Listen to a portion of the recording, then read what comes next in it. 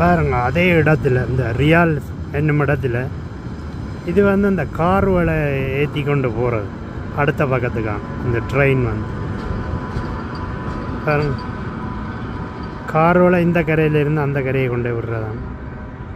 அதில் இன்னொரு பகுதியில் வந்திருக்கிறோம் பாருங்கள். இந்த இடத்தையும் பார்த்து மகிழுங்க நீங்கள். வித்தியாசமாக தான் இருக்குது பாருங்க. மலையின் உயரத்தை பாருங்க.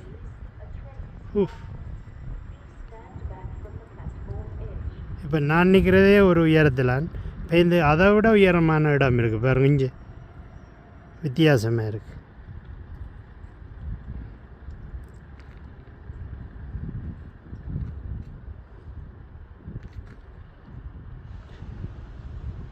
பார்த்தீங்க.